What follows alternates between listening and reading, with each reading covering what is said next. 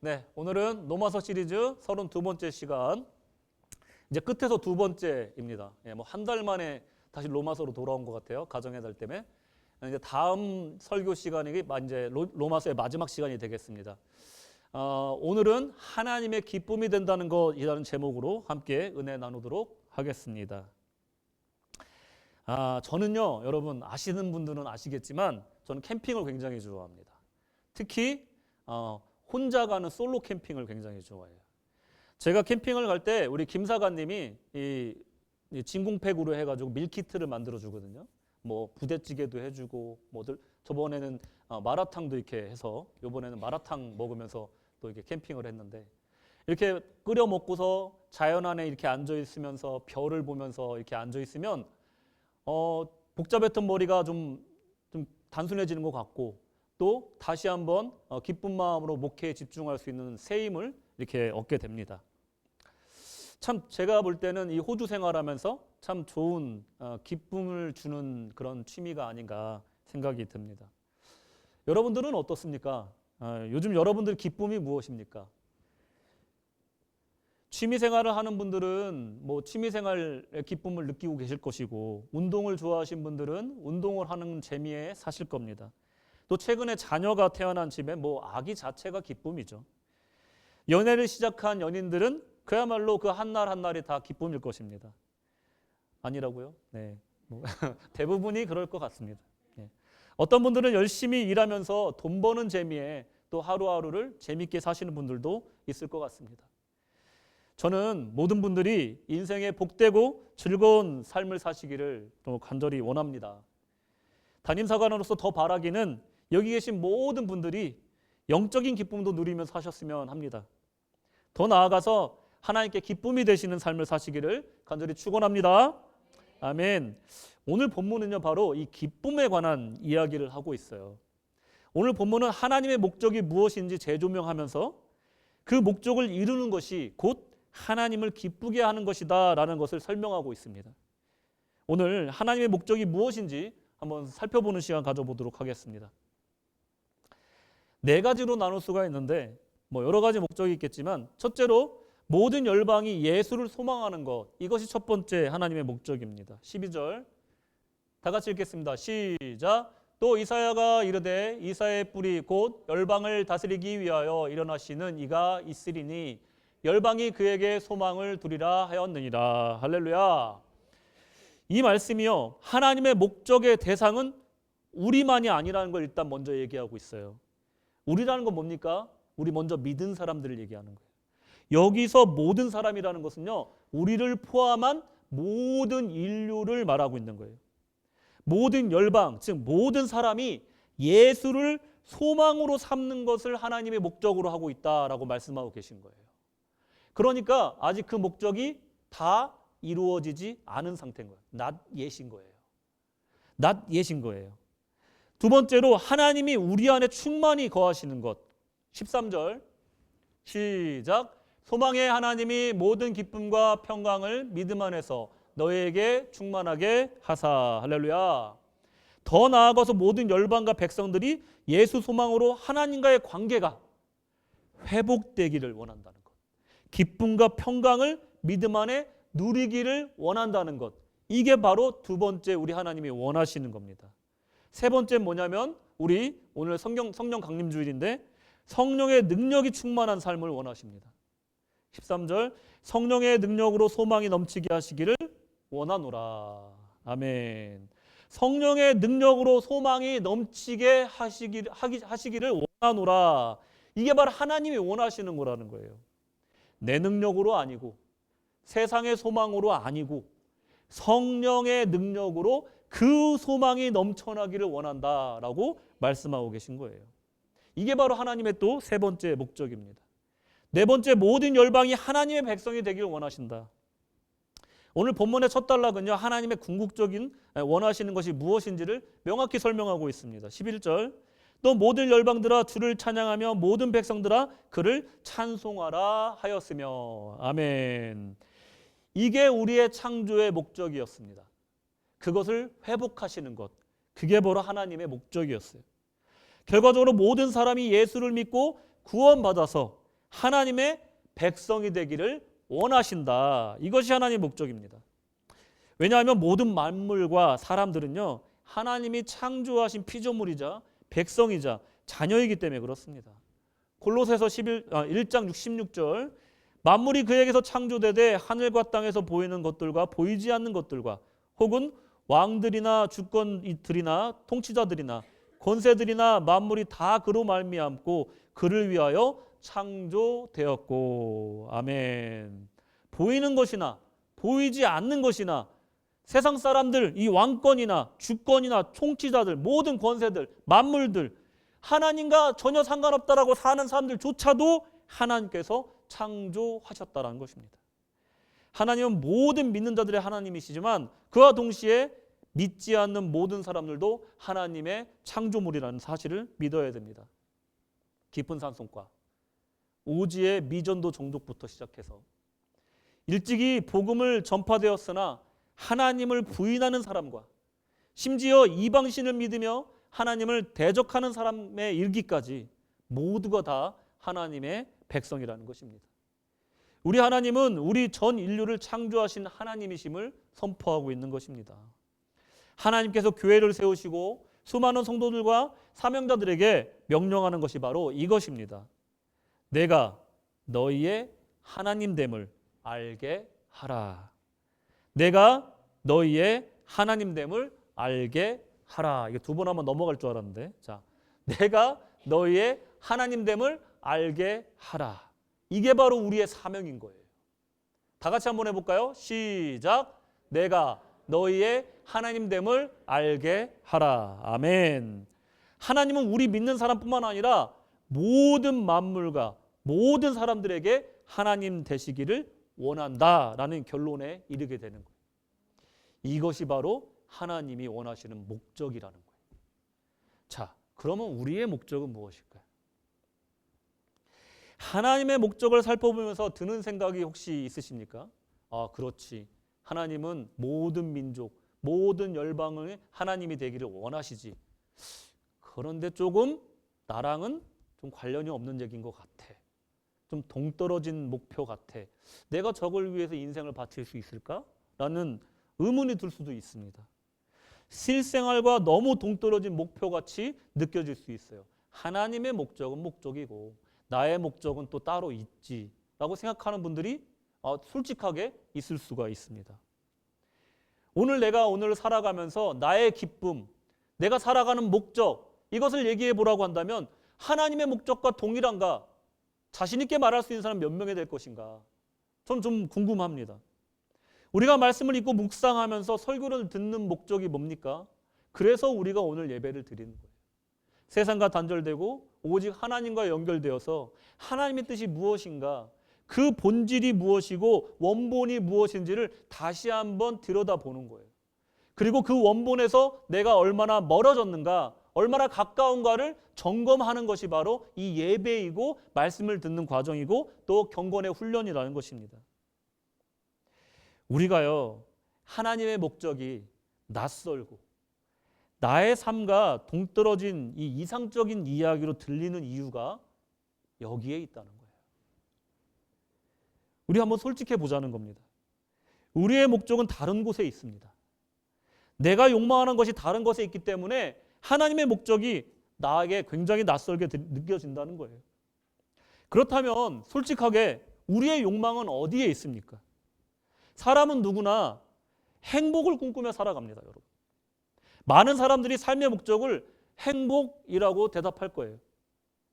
이것을 잘 설명해주는 애덤 스미스의 국부론이라는 책에 나와 있는 이 보이지 않는 손, invisible hand, 이 개념에 대해서 알면 조금 도움이 될 것 같아서 잠깐 소개시켜 드리려고 합니다. 애덤 스미스는 경제학의 아버지다 이렇게 얘기하죠. 국부론이라는 책도 굉장히 유명하고요. 세상은 보이지 않는 손이 움직인다라는 개념을 우리가 배웠어요. 여러분 처음 듣는 것처럼 저를 바라보지 마십시오. 여러분들 다 고등학교 때 다 배우셨어요. 단지 졸았을 뿐. 다 배우셨습니다. 제가 여러분에게 알려드리는 지식은요, 그렇게 높은 지식이 아니에요. 여러분이 딱 학교에서 다 배운 거예요. 여러분 저를 그렇게 바라보지 마십시오. 이 보이지 않는 손을 설명하면서 어떤 예를 들어줬냐면요. 어느 빵집 주인이 있는 거예요. 어느 빵집 주인이 있는데 이 빵집 주인이요. 새벽부터 나와서 반죽을 하고 그리고 빵을 만드는 목적이 뭘까요? 여러분 어떻게 생각하십니까? 빵집 주인이 빵을 왜 만들어요? 팔고 싶어서. 근데 굉장히 낭만적인 사람들은 어떻게 생각하냐면 배고픈 사람들을 위해서 저렇게 새벽에 일어나서 우리를 위해서 빵을 만드는구나 라고 생각하는 사람도 있다라는 거예요. 근데 애덤 스미스는 아니다라고 얘기하고 있는 거예요. 농부는 왜 농사를 짓습니까? 농부는 왜 그렇게 봄날부터 새벽부터 일어나서 풀을 뽑고 씨를 뿌리고 비료를 주고 또 농기계로 밭을 갈고 하면서 그렇게 힘들게 곡식을 재배를 할까요? 왜 재배합니까? 농협에다 빚을 갚으려고. 농기계 갚느냐고 비료 사느냐고 빚을 많이 졌거든요. 이렇게 애덤 스미스가 얘기하는 이 세상을 돌리는 보이지 않는 손이라는 건 뭐냐면요. 각자의 이기심이라는 거예요. 각자의 이기심이 모여서 자연스럽게 서로를 돕는 그런 사회 구조와 시스템이 만들어졌다. 세상을 지지하는 이 기준은 바로 이 보이지 않는 손, 각자 나 자신을 기쁘게 하는 목적, 이것이 세상을 굴리는 힘이다라고 얘기를 하고 있습니다. 일리타당한 말이에요. 근데 복음이 없는 세상은 본래 선이나 이타심으로 돌아가지 않는다는 걸 너무나 잘 보여주는 개념이에요. 그야말로 흑암이 깊고 혼란스러운 곳이 바로 이 세상이에요. 대부분 각자의 실리 추구가 얽혀고 설켜서 이루어지고 있고 무작위적으로 불안정한 곳이 바로 이 세상이라는 것을 보여줍니다. 분명한 것은요. 애덤 스미스가 언급한 이 개념에는 약자와 낙오자가 발생한다는 개념은 없어요. 한쪽에서는 먹다 남아 음식이 버려지고 있고 어느 한쪽에서는 그 음식물 쓰레기로 연명하는 사람들이 있다라는 것입니다. 돈이 남아두는 사람이 있는가 하면 대서양 바다에 우유를 몇만 톤씩 갖다 버리는 그런 나라가 있는가 하면 어딘가에서는 1달러로 하루를 살아가는 가족들이 수많은 사람들이 있다는 거예요. 구세군의 창립자 윌리엄 부스는 이렇게 얘기합니다. 가장 참혹하고 어두운 야만은 아프리카 밀림 동물들 사이에 있는 것이 아니다. 세계에서 가장 부유한 도시 이 런던, 그곳에서도 이 슬럼과의 엄연히 존재한다라고 얘기를 했어요. 우리가 볼 때는 잘 굴러가고 있는 이런 세상인 것 같아요. 각자 이윤을 추구하면서 개인주의를 하면서 서로에게 해를 끼치지 않으면서 잘 굴러가고 있는 것 같지만 사실은 우리는 인간의 이기심이 자리하고 있다는 것을 애써 감추고 인류가 만든 최고의 발명품이라고 생각하는 자본주의, 자유경쟁만이 인류를 구원하고 유지한다라고 그냥 믿고 살아가고 있는 것일지도 모른다는 것입니다.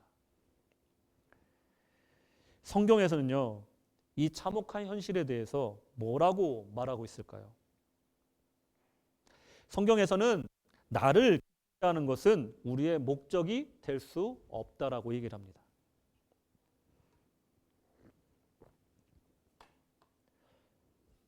로마서 15장 1절 말씀. 1절 말씀. 다 같이 시작. 믿음이 강한 우리는 마땅히 믿음이 약한 자의 약점을 담당하고 자기를 기쁘게 하지 아니할 것이라. 아멘이십니까? 정말이십니까? 아멘하면 지켜야 되는 거 아시죠? 다시 한번 묻습니다. 할렐루야. 아멘. 먼저 믿은 우리가 할 일이 무엇이라고 합니까? 마땅히 믿음이 약한 자의 약점을 담당하고 자기를 기뻐하지 않는 것이다 라고 얘기를 하고 있어요. 여러분 일반적인 사회에서도요, 강한 자가 약한 자를 도와야 하는 것이 상식이고 윤리예요. 지난 로마서 시리즈 31편에서 신앙 안에서 강한 자와 약한 자에 대해서 제가 설명을 드렸잖아요. 전편에서. 물론 기억이 안 나시겠죠. 제가 다시 말씀드릴게요. 신앙 안에서 강한 자와 약한 자는 교리 안에서 그 음식을 이방 신에게 드렸던 그 음식을 먹을 수 있는 자, 자유로움을 누리는 자가 강한 자라고 그랬어요. 반대로 그 율법에 얽매여 있는 자를 또 약한 자라고 설명을 했습니다.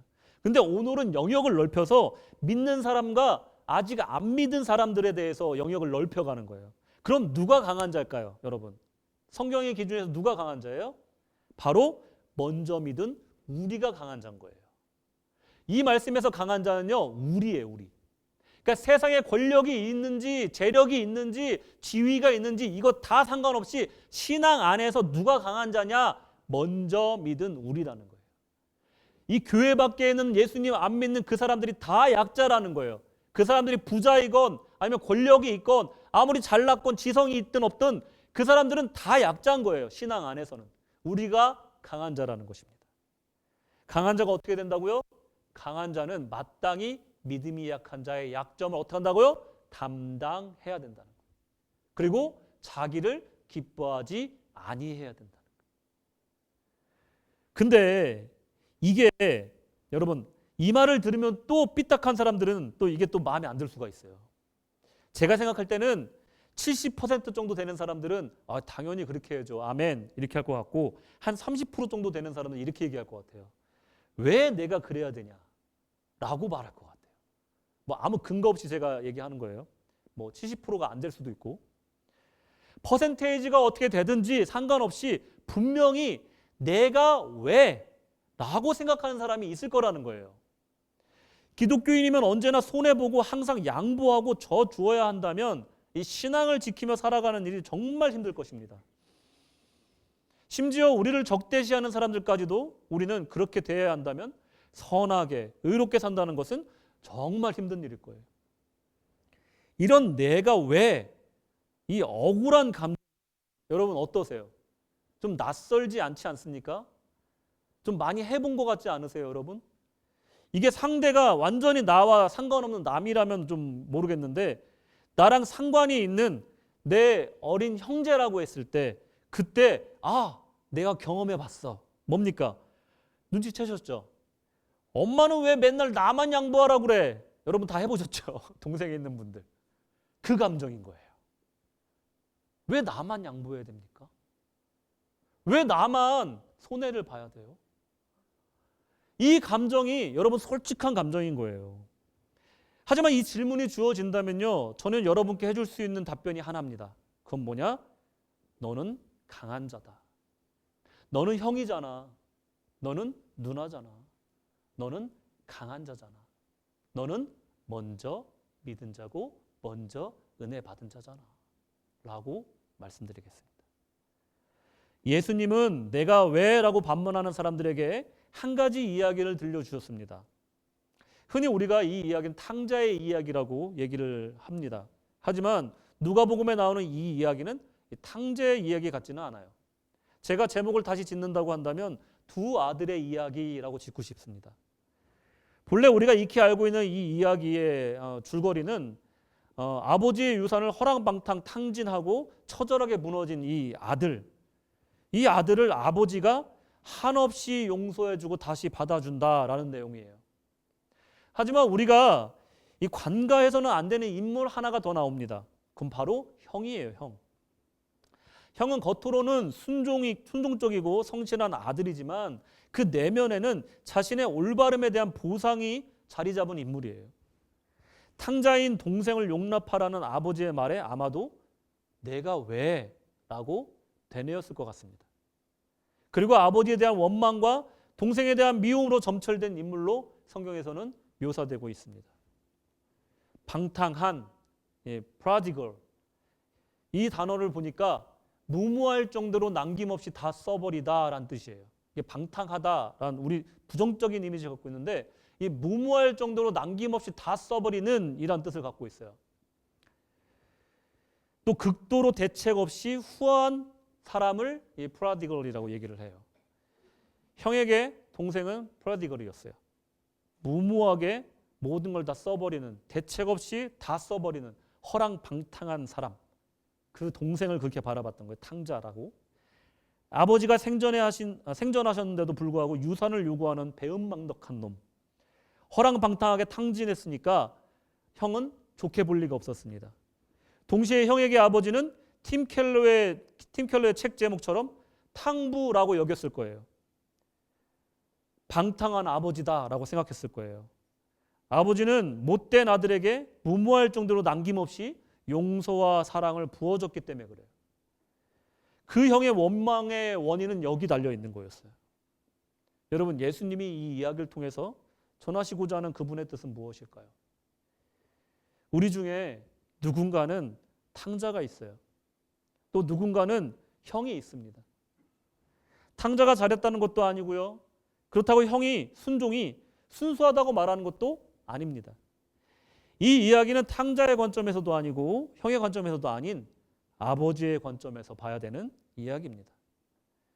이 아버지의 관점이 바로 하나님이 우리 믿는 사람과 아직 믿지 않는 사람에 대한 마음이기 때문에 그렇습니다. 자, 아버지는 두 아들을 모두 사랑하세요. 그 사랑은 무모하게 보일 정도로 다 주는 사랑이고 다 용서하는 사랑입니다. 우리 인생이 나의 기쁨만을 추구하던 탕자 아들일 수도 있어요. 또는 탕자를 한없이 미워하고 비난하는 이 율법주의적 신앙일 수도 있습니다. 어쩌면 비신앙인들과 인연을 끊어버리고 내가 왜 저들을 돌봐야 하고 저들에게 복음을 전해야 하냐라고 반문하고 있는 사람들이 있을 수도 있습니다. 여러분은 어느 쪽이십니까? 탕자입니까? 형입니까? 저에게도 형이 있지만 제가 볼 때 우리 형이 어머니한테 그렇게 잘하는 것 같지가 않아요. 그래서 저는 어떨 때는 형과 같은 마음이 있어요. 똑바로 좀 하지. 왜 엄마 마음을 그렇게 아프게 하냐. 말 좀 이쁘게 하면 안 되냐. 마치 형처럼 형한테 얘기할 때가 있어요. 형이 볼 때는 좀 기가 막히겠죠. 근데 마음이 아픈 거예요. 왜 이렇게 못하냐. 응? 그럼 말이라도 좀 이쁘게 하면 되는데 그걸 왜 못하냐. 여자친구한테는 잘하잖아. 여자친구한테 하는 것처럼 못하더라도 좀 낳아주신 부모인데 좀 친절하게라도 말할 수 없냐. 가끔 그런 것 같다 얘기를 해요. 제가 아마 형의 마음이 아닐까 싶어요. 근데 어머니는요, 이 아픈 손가락에 더 신경 쓰이는 거 아시죠? 제가 전화하면 전화했어 이러는데 형이 전화하면 어이 뭐하니? 뭐 이렇게 톤이 달라져. 질투가 나서 하는 얘기 아닙니다. 절대로. 예. 근데 분명히 두 아들을 다 사랑하세요. 근데 딸은 별로 안 사랑하시는 것 같아요. 근데 아무튼 누나가 맨날 그러거든요. 아들밖에 모르신다. 맨날 그런데 제가 볼 땐 다 사랑해요. 근데 이게요, 여러분. 사랑받을 자격이 없는데도 부모라는 건 뭐냐면 사랑을 할 수밖에 없어요. 얘가 나한테 뭘 잘하고 못하고의 문제가 아니에요. 그냥 자식이니까 사랑하고 오히려 더 안 된 자식일수록 더 신경 쓰인다는 거예요. 더 잘해주게 돼 있다라는 거예요. 그냥 나는 알아서 잘 사니까 더 신경을 안 쓰게 되는 거예요. 여러분 이거 뭐 서운해할 게 없어요. 아버지 어머니의 마음은 그런 겁니다. 아버지의 편이 서 있는 자식은 어떠냐면요. 아버지의 마음을 속 깊이 이해하는 거예요. 그걸 비난하고 율법적인 자세로 그를 대하는 것이 아니라 가슴 아파해 주는 거예요. 같이. 아버지가 얼마나 마음이 아프실까. 이 집 나간 아들을 걱정하면서 눈물 지으며 기다리고 계시겠지. 어떻게 해서든 예수께로 아버지께로 그를 인도해야겠다 하는 이 기도하고 전하고 선교하는 애쓰는 마음이 거기서 나온다는 거예요. 탕자도 아니고 형도 아니고 아버지의 마음을 품은 자녀가 돼야 된다는 것입니다. 그리고 가장 중요한 것은 바로 내게 돌아올 보상이 아니라 내게 돌아올 기쁨이 아니라 남을 기쁘게 하는 것이라는 성경의 진리에 대해서 깊이 묵상해 보는 것이 필요하다는 것입니다. 이것이 내 이웃이자 형제인 사람들을 기쁘게 해야 되는 여러분 이유라는 것을 여러분 기억해 보시기 바랍니다. 그러면 남을 기쁘게 한다라는 개념에 대해서 조금 짚고 넘어가야 될 것 같아요. 오늘 본문에 말하는 남을 기쁘게 한다라는 개념을 생각해 볼 여지가 있는 많은 개념입니다. 보통 성경에서 잘 쓰이지 않는 표현이잖아요. 전통적으로 성경에서는 인간을 기쁘게 하다라는 말은요. 하나님을 기쁘게 하다라는 말에 이 대척점에 서 있는 반대말이에요. 인간을 기쁘게 하면 안 되지. 하나님을 기쁘게 해야지. 우리 이렇게 쉽게 얘기하잖아요. 우리가 오직 기쁘게 해야 될 존재는 하나님이기 때문에 그렇습니다. 근데 이상하게 오늘 본문에서는 사람을 기쁘게 하는 삶에 대해서 아주 긍정적으로 접근하고 있어요. 우리가 하나님을 기쁘게 하는 것 왜 사람도 기쁘게 해야 되는가? 일단 다른 사람들을 위해 사는 삶에 대해서 우리가 어떻게 생각하는가를 한번 생각해 볼게요. 다른 사람을 위한 삶에 대해서 우리는 어느 정도 거리를 두고 살아갑니다. 아주 특별한 사람들, 훌륭한 사람들, 존경할 만한 사람들만 실천하는 그런 이타적인 삶이라고 생각을 해요. 우리와는 상관없는 삶이다 라고 우리는 생각할지도 몰라요. 그리고 우리 내면에는 타인을 위한 삶에 대한 트라우마가 존재합니다. 무슨 말이냐? 우리나라 사람들 말 중에 그런 말이 있잖아요. 친일하는 사람은 나라 팔아먹은 사람은 3대가 떵떵거리고 독립운동하는 사람은 3대가 망한다. 뭐 이런 얘기가 있잖아요.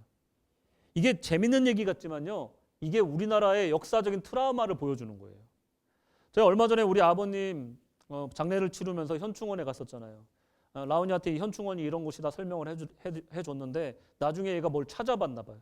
아빠 현충원에 나쁜 사람들도 지금 있대요. 그 사람들 다 빼내면 안 돼요? 이런 얘기를 하더라고요.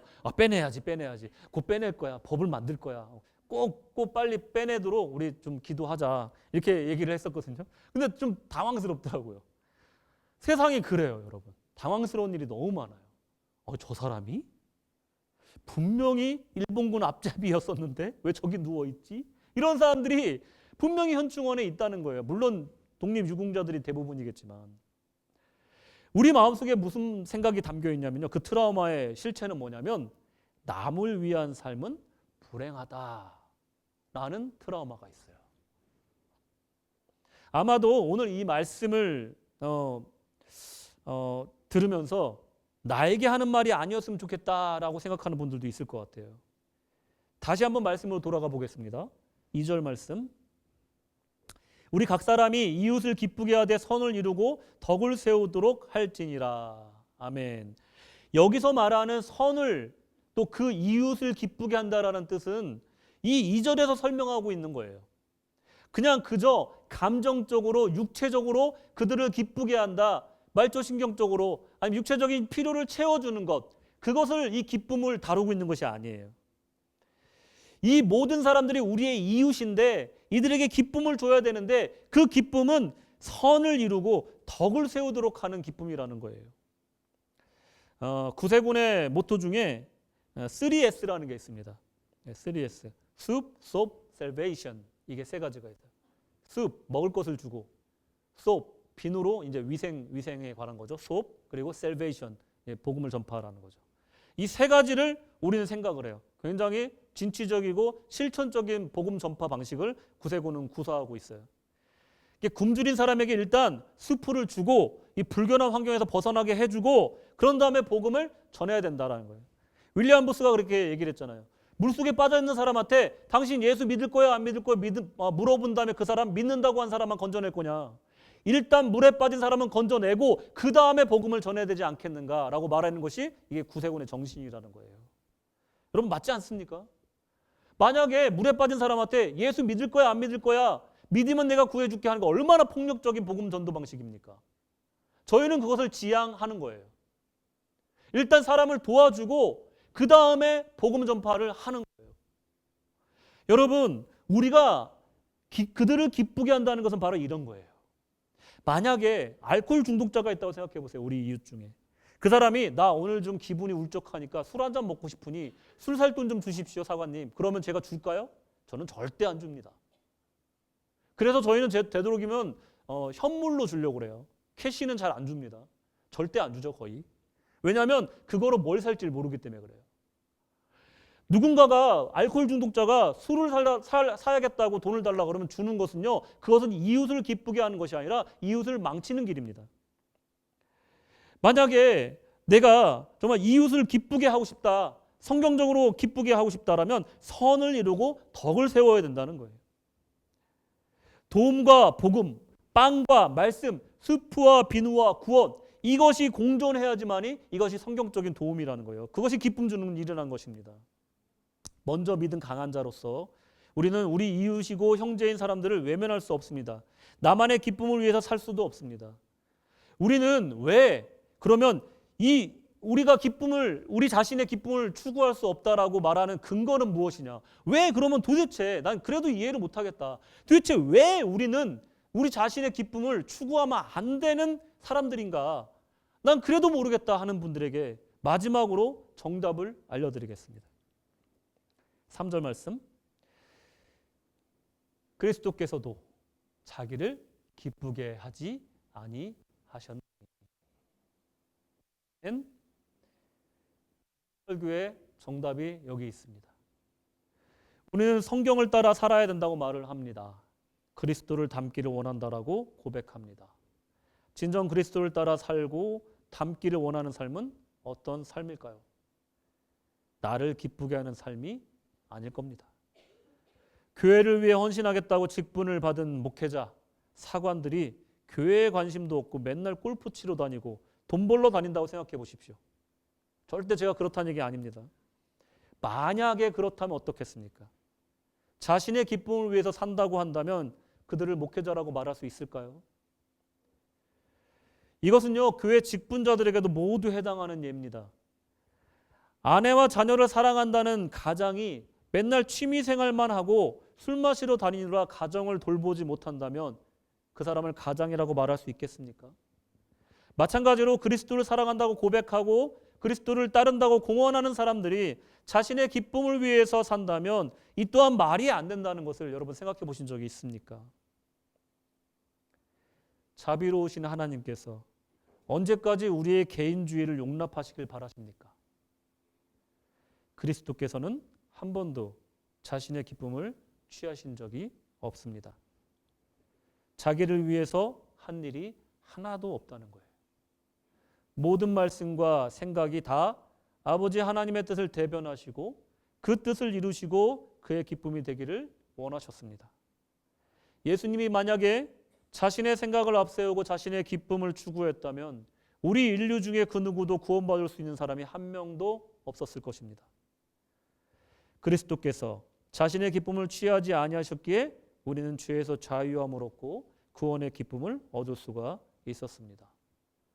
세상에 망령되고 헛된 철학과 종교들은 자아를 찾고 성불하고 스스로 행복해지라고 쉼없이 설파하고 있지만 예수님은 지금도 나의 기쁨을 취하지 않노라 하면서 십자가의 길을 걷고 계십니다.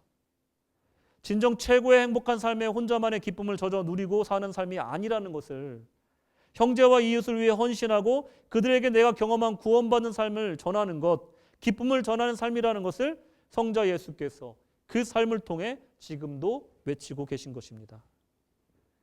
말씀을 마치겠습니다. 개인주의와 이기주의가 만연한 세상 속에서 그리스도의 십자가는 지금도 우리에게 외치고 있습니다. 그리스도의 사람들은 자신의 기쁨을 위해 일생을 바치지 않습니다. 요한복음 12장 24절, 내가 진실로 진실로 너에게 이르노니 한 알의 밀이 땅에 떨어져 죽지 않으면 한 알 그대로 있고 죽으면 많은 열매를 맺느니라. 아멘. 모든 사람들에게 우리 하나님이 하나님 되어야 될 줄로 믿습니다. 그러기 위해서 한 알이 썩어지는 밀알이 되어야 할 줄로 믿습니다. 그리스도께서 그랬듯이 우리도 나의 기쁨을 구하기보다 형제의 기쁨을 위해 살고 그 썩어지는 한 알의 밀알을 통해 풍성한 생명의 열매를 맺을 때 진정 우리의 인생은 빛을 발하고 이것은 곧 하나님께 영광이요 기쁨이 될 줄로 믿습니다. 오늘 나의 기쁨을 내려놓고 세상을 향해 기쁨의 소식을 전하고 하나님께 기쁨이 되시기를 여러분 원하십니까? 그렇게 되시기를 주님의 이름으로 축원합니다. 아멘.